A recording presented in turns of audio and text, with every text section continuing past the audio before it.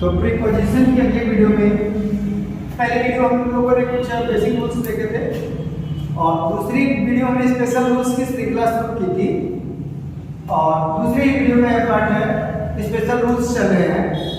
और आज हम जो पढ़ने जा रहे हैं उसमें विद और बाय का प्रयोग। देखिए, विद और बाय दोनों का अर्थ होता है के द्वारा या से के अर्थ में प्रयोग किया जाता है, लेकिन दोनों के प्रयोग में अंतर है। जब किसी कार्य को किसी इंस्ट्रूमेंट द्वारा किया जाए, किसी यंत्र द्वारा किया जाए, तो किसका प्रयोग करते हैं? विद का। जैसे the deer was shot with a gun ना। लेकिन जब किसी कार्य को किसी कर्ता द्वारा, डूअर द्वारा किया जाता है, तो वहां पर किसका प्रयोग करते हैं? बाय का। The deer was shot by the hunter, ठीक है ना। इसमें जरा लिखिएगा, देखेंगे विद का प्रयोग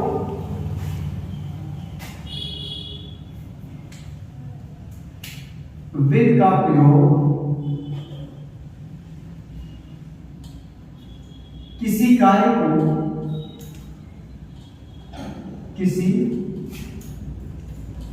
को यंत्र यानी कि इंस्ट्रूमेंट द्वारा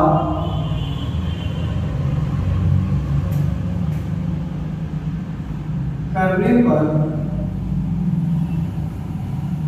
किया जाता है।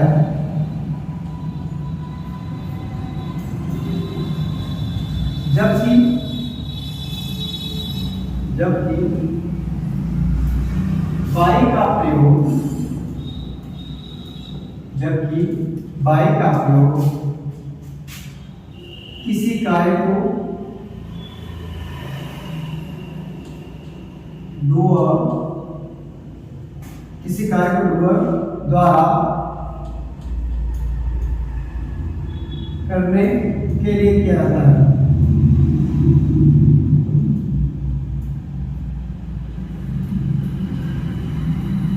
सिंपल वर्ड में समझिएगा, जब किसी कार्य को किसी डूअर या व्यक्ति द्वारा किया गया तो वहां पर बाय का प्रयोग करेंगे। जैसे Ravan was killed by Ram, लेकिन मैंने कहा कि रावण बंदूक से मारा गया, तो Ravan was killed with a gun या शॉट विद अ गन। समझ रहे हैं ना एग्जांपल के जैसे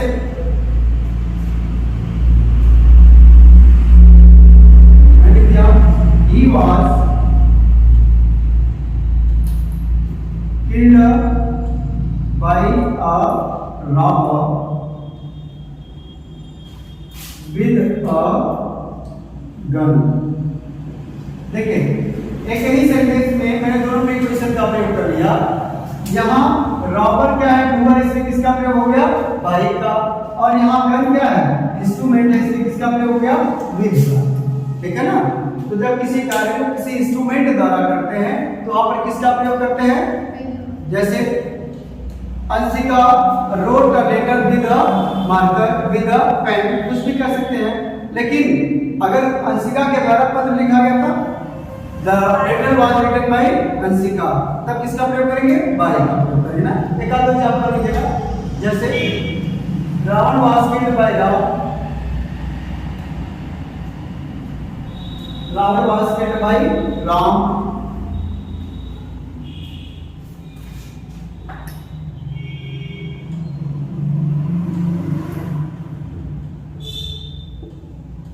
Ravan was killed by Ram। तो राम क्या है? डूअर है, इसलिए किसका प्रयोग हो गया? बाय का प्रयोग हो गया। ठीक है ना, कोई दिक्कत नहीं ना। चलिए अब देखिएगा, बाय का प्रयोग हम कई अन्य अर्थों में भी करते हैं। पास्ट के अर्थ में भी करते हैं। जैसे वो मेरे पास में बैठा था, he sat by me, और मेरे बगल में बैठा sat by me। ठीक है। अब देखिए, शपथ लेने के लिए किसका प्रयोग करते हैं? बाय का। जैसे मैं भगवान की शपथ लेता हूँ, I swear by God।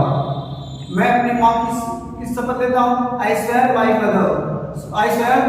my mother। ठीक है। तो स्वेयर यानी शपथ लेने के लिए किसका प्रयोग करते हैं? बाय का।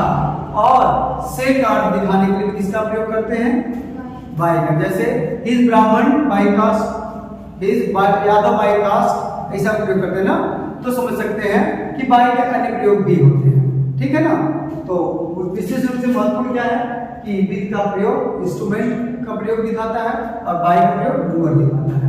ठीक है, यहाँ तक कोई प्रॉब्लम आपको नहीं होगा ना। चलिए अब देखिएगा बिसाइड और बिसाइड्स का प्रयोग। यहाँ तक क्लियर हो गया, कोई प्रॉब्लम नहीं है इसमें ना। चलिए इरेज कर दें। चलिए फाइंड डालिएगा बिसाइड और बिसाइड्स का प्रयोग बहुत महत्वपूर्ण है।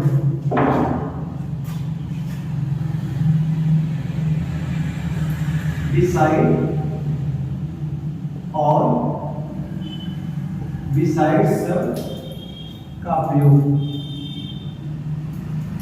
देखिए, देखने में तो केवल एक स्पेलिंग की गलत का डिफरेंस है, यस इसमें लगा है और इसमें यस नहीं लगा है, लेकिन अर्थ में जमीन आसमान का गैप है। देखिए बिसाइड का अर्थ क्या होता है, बिसाइड का अर्थ क्या होता है, बिसाइड्स का अर्थ क्या होता है। बिसाइड का अर्थ होता है by the side of,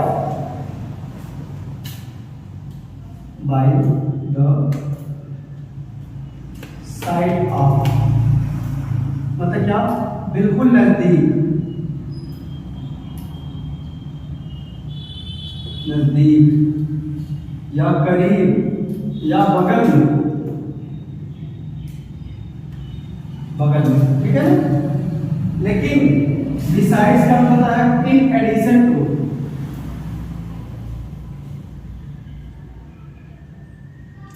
accept भी कह सकते हैं ना, इन एडिशन टू के अलावा, के सिवाय, को छोड़कर, को छोड़कर, कमा के अतिरिक्त,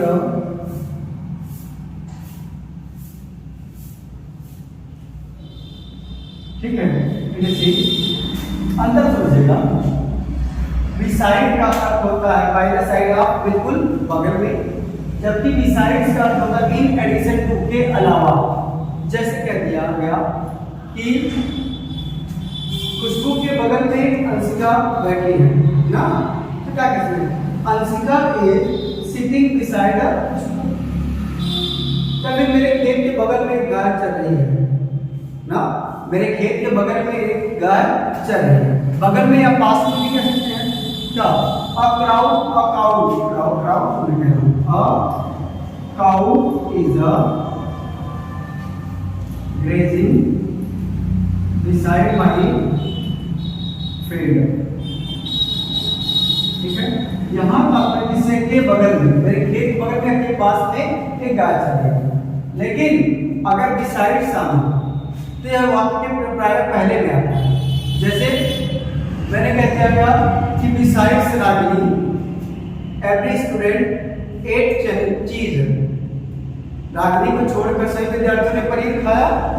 ठीक है, देखिएगा besides Ragini every students went to Agra. Ragini को छोड़कर सभी विद्यार्थी कहाँ गए, आगरा गए। सिवाय रागिनी के सभी विद्यार्थी आगरा गए, या रागिनी के अलावा सभी विद्यार्थी आगरा गए, या रागिनी के अतिरिक्त सभी विद्यार्थी आगरा गए, सब अर्थ निकलेगा ना।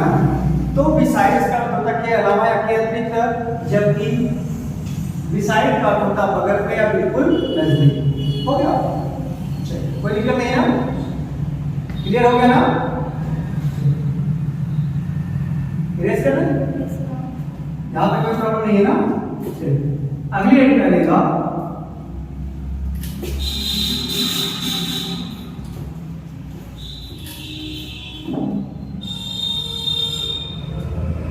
बिटवीन और एमंग का प्रयोग, बिटवीन और एमंग का प्रयोग।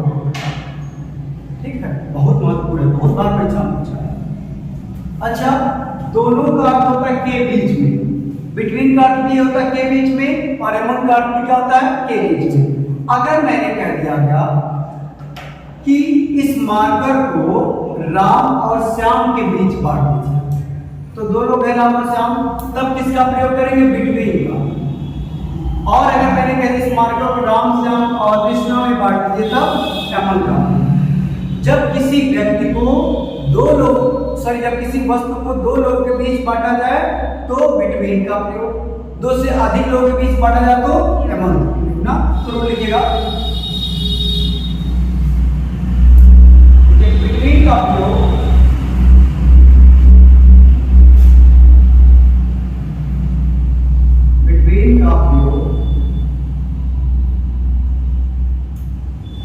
दो व्यक्तियों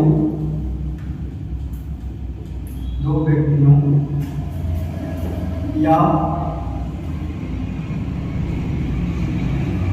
वस्तुओं के लिए करते हैं।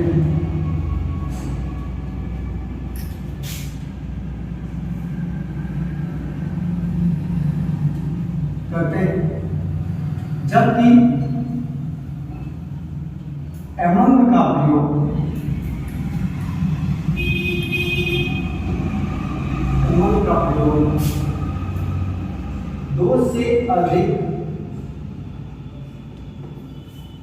दो से अधिक व्यक्तियों या वस्तुओं के लिए करते हैं।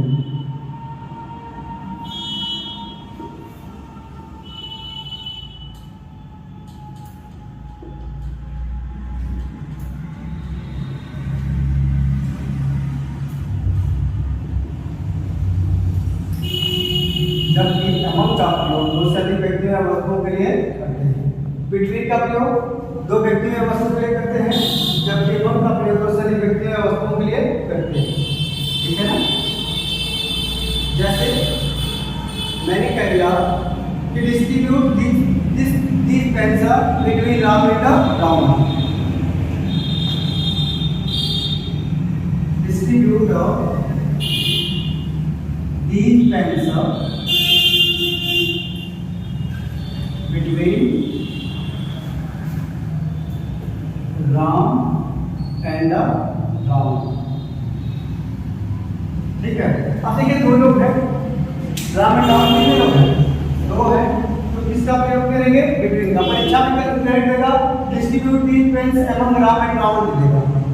जहाँ एमंग का प्रयोग है वहाँ बिटवीन कर देगा, जहाँ बिटवीन होना चाहिए वहाँ एमंग कर देगा। ठीक है ना। तो दो लोग के बीच जब किसी कार्य किया जाए तो वहां पर बिटवीन का प्रयोग, और दो से अधिक लोगों के बीच का कार्य तो एमंग का ना। लेकिन अगर मैंने कह दिया गया कि डिस्ट्रीब्यूट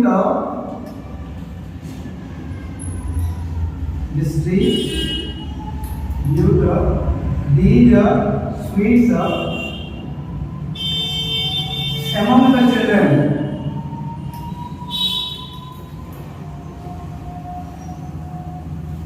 अब यहाँ चिल्ड्रन की संख्या नहीं बोल रही ना, दो से अधिक भी हो सकते हैं, तो यहाँ पर किसका प्रयोग करेंगे? एमंग का ना। मैंने कहा distribute these balloons between Mohan, Sohan and Radhika. सही है गलत है? इनकरेक्ट सेंटेंस है। क्यों? Mohan, Sohan and Radhika more than 2 हैं, और जब मोर देन 2 है तो वहां पर किसका प्रयोग होगा? एमंग का। तो क्या कह सकते हैं? Distribute these balloons among Mohan, Sohan and Radhika.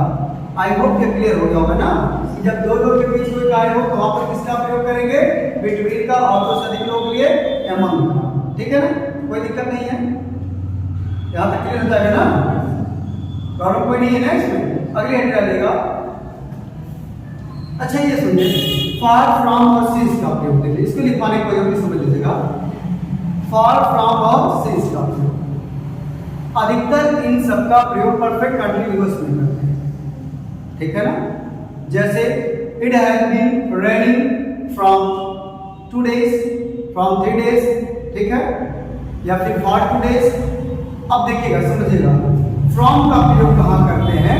जहां डेफिनेट टाइम है। ठीक है, जहां पर डेफिनेट, ऐसे सिंस का प्रयोग करते हैं।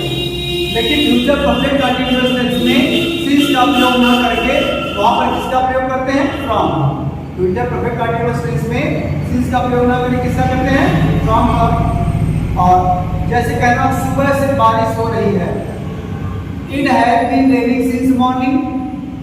लेकिन अगर मुझे कहना सुबह से बारिश हो रही होगी तो it will have been raining from morning, क्योंकि फ्यूचर टेंस में सिंस का प्रयोग नहीं करते।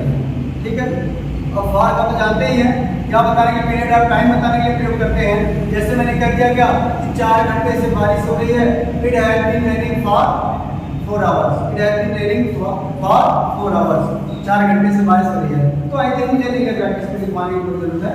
जरा देख लेते हैं ओवर और एबव का प्रयोग।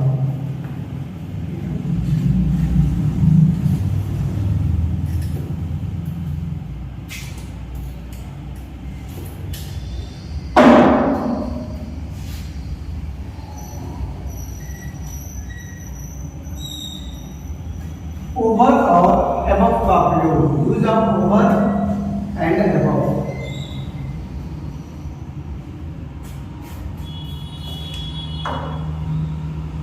हो गया, अब समझिएगा इन दोनों का अर्थ ऊपर होता है।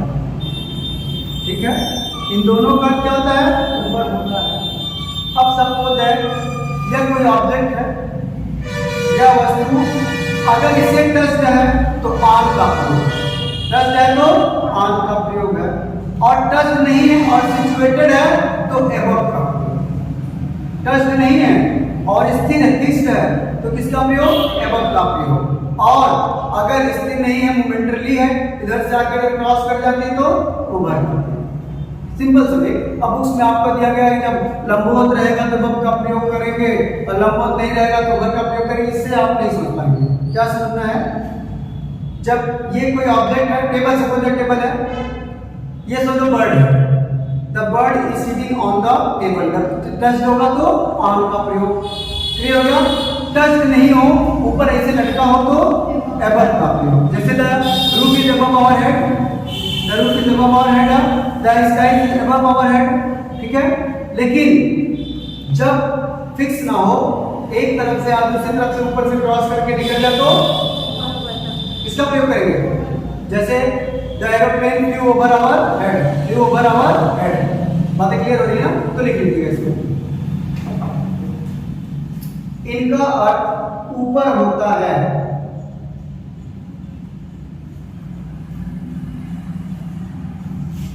इनका अर्थ ऊपर होता है।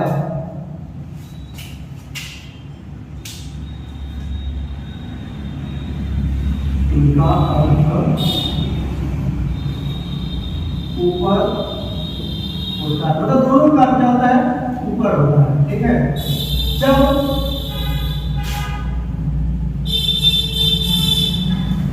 एक वस्तु किसी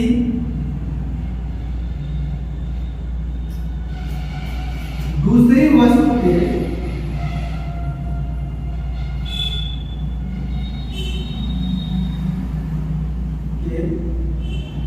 ऊपर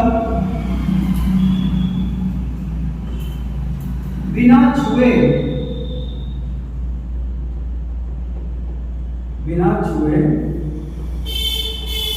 स्थिर हो तो एबव का प्रयोग करते हैं।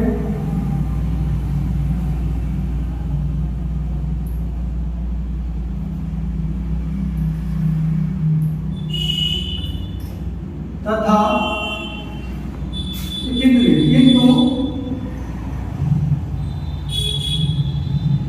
गति में होने पर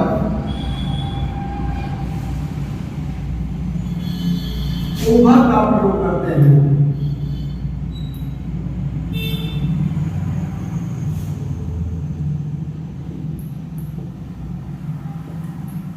किंतु गति में होने पर ओवर का प्रयोग करते हैं।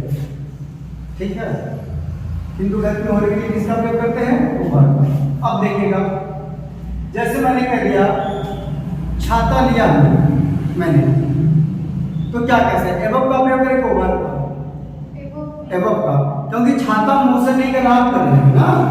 तो जैसे the roof is above our head, example क्या लिखेंगे, the roof is above the roof is above our head. जैसे मैंने छाता ले रखा है, क्या कहते हैं, an umbrella, the umbrella is above our head, ठीक है। या फिर द बैलून्स है ना, ये देखिए सपोज ये बैलून्स है, मेरे ऊपर स्थित है, टच नहीं कर रहा, टच हो जाता ऑन हो जाता, टच नहीं कर रहा है, the balloon is above our head, कैसे, ठीक है। लेकिन अगर टच नहीं किया और उड़कर निकल गया तो हाँ, इसका ऊपर कर दीजिए, जैसे देखिए बोले ना, लिखिए the plane flew over my head, the plane flew over my head, the plane flew over my head. देख रहे हैं ना, प्लेन क्या आपकी स्थिर रहती है, नहीं रहती, आती है और ऊपर से चली जाती है, तो आप किसका प्रयोग करते हैं, ऊपर का, ठीक है। और स्थिर रहती तो यहाँ पर कोई दिक्कत नहीं होगी ना। अच्छा, अब यूज ऑफ अबाउट कहीं डालेगा, यूज ऑफ अबाउट, सुने अबाउट का प्रयोग,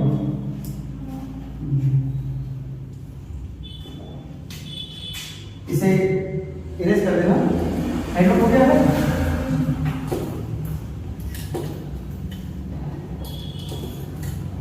अबाउट का प्रयोग, use of about,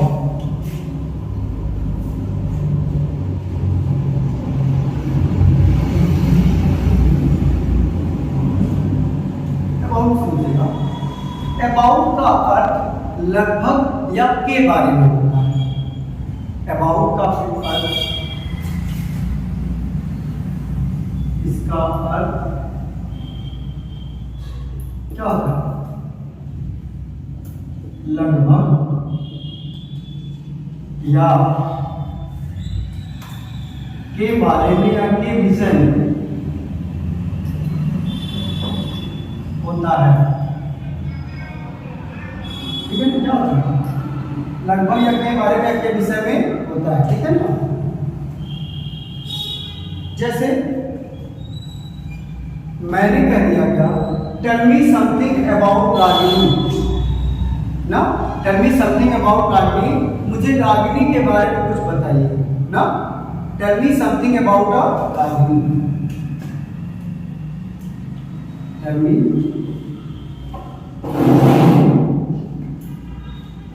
about Ragini. तो यहाँ देखिए अबाउट के बारे में अर्थ रिप्रेजेंट कर रहा है ना, लेकिन आपने कह दिया कि रागिनी लगभग 80 साल की है ना, रागिनी लगभग 80 साल की है। जब आप ये बताते हैं तो हाँ लगभग का अर्थ कर ना, तो क्या कहते हैं, Ragini is about 80 years old। अब देखिए यहाँ पे अबाउट दिखा रहा है या लगभग क्या अर्थ होता है, ठीक है ना।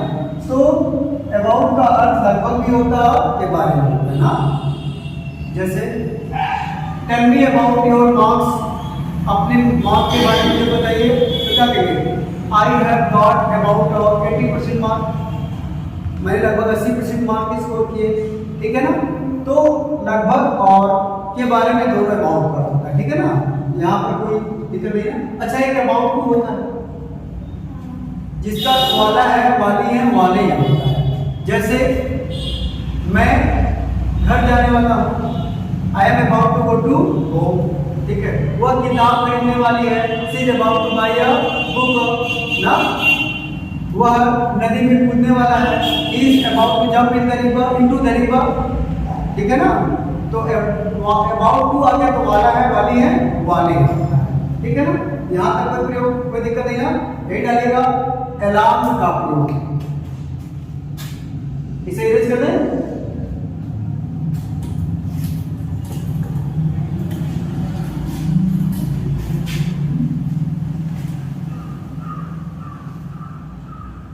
अलार्म का प्रयोग,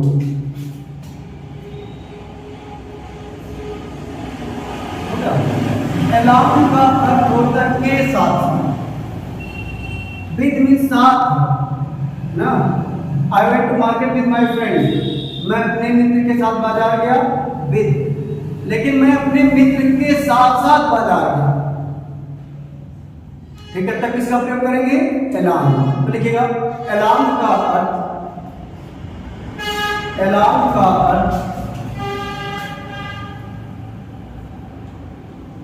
के साथ साथ होता है। एलॉन्ग का अर्थ के साथ साथ होता है।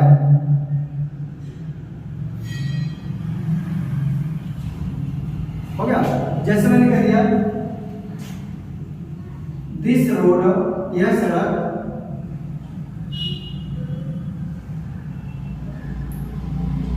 runs along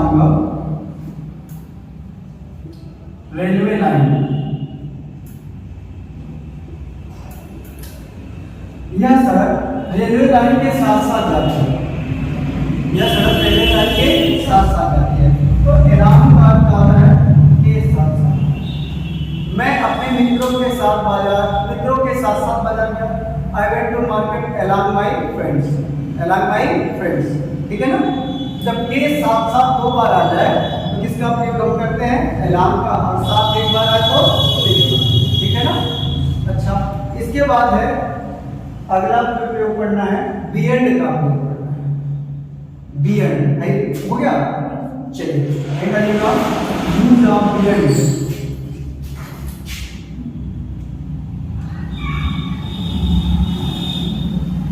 ठीक है, बियॉन्ड का क्या अर्थ होता है? के परे या के दूसरी ओर।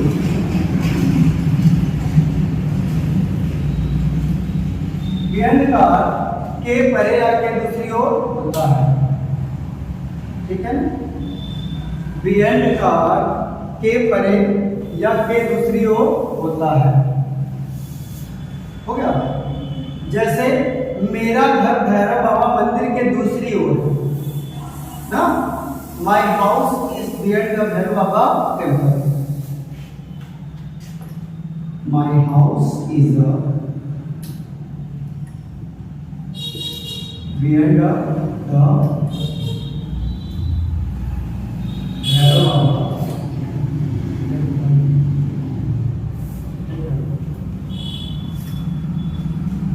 मेरा घर मंदिर के दूसरी ओर, ये हो गया। मेरा स्कूल बाजार के दूसरी ओर। My school is beyond the market, कह सकते हैं ना? My school is beyond the market, मतलब बहुत इजी है। बियॉन्ड के परे का के दूसरी ओर, तो परे का तो स्वाभाविक से नहीं लिखते ना, तो कहते हैं तुम्हारे समझ से परे है। This is beyond your understanding, this is beyond your understanding, ठीक है ना? ये बियॉन्ड का क्लियर हो गया। बियॉन्ड में कोई प्रॉब्लम नहीं होगा। अब पढ़ना है थ्रू। यूज ऑफ रिनोट हो गया ना? Use of through.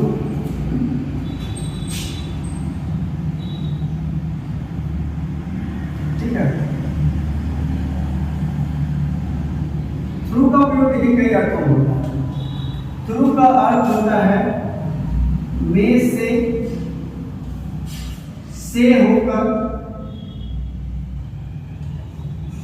के द्वारा,